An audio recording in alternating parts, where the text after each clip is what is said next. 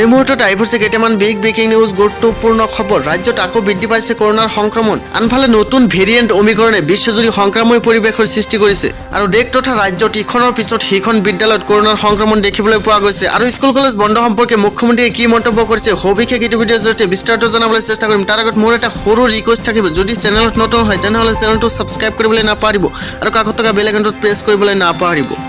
অসমত পুনৰ 187 জন কৰোনাত আক্ৰান্ত। ইয়াৰে 100 জন কামৰূপ মেট্ৰৰ, 12 জন তিনিচুকীয়া জিলাৰ, 10 জন নলবাৰী আৰু 6 জন বৰপেটা জিলাৰ। এতিয়াও ৰাজ্যত কৰোনাত আক্ৰান্ত হৈ চিকিৎসাধীন হৈ আছে 1265 গৰাকী ৰোগী।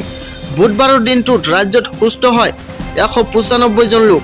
আনহাতে উক্ত দিনটোত ৰাজ্যত কৰোনাত আক্ৰান্ত হৈ 5 জনৰ মৃত্যু হৈছে।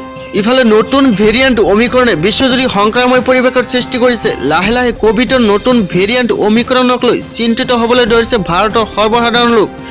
15 ডিচেম্বৰৰ পৰা আন্তঃৰাষ্ট্ৰীয় বিমান সেৱা আৰম্ভ হ'বলগীয়া সিদ্ধান্ত পুনৰ সলনি কৰিব লগা হৈছে। অমিক্ৰণৰ বাবে কৰিবলগীয়া হৈছেনে? প্ৰধানমন্ত্ৰী নৰেন্দ্ৰ মোদীয়ে বিভাগীয় বিষয়াসমূহক এই বিষয়ে পুনৰ বিবেচনা কৰিবলৈ ইতিমধ্যে কৈছে।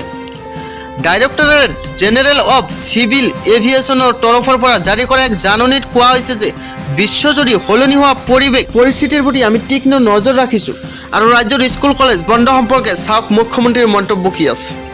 কোভিডৰ কাৰণে আমি বিদ্যালয় বন্ধ কৰা নাই, কিন্তু স্থানীয়ভাৱে কোনোবা স্কুলত যদি কোভিডৰ সংক্ৰমণ পাইছে তেওঁলোকে 7 দিনৰ কাৰণে বন্ধ কৰি 8 দিনৰ দিনা স্কুলখন আকৌ খুলিছে।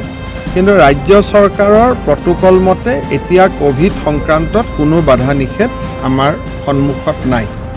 ৰাজ্য চৰকাৰে এতিয়া ক'তো একো সিদ্ধান্ত লোৱা নাই, কিন্তু কোনোবা স্কুলত যদি 3 জন ছাত্ৰ হৈছে প্ৰধান শিক্ষকেতো কেইদিনমানৰ কাৰণে স্কুলখন বন্ধ কৰিবই।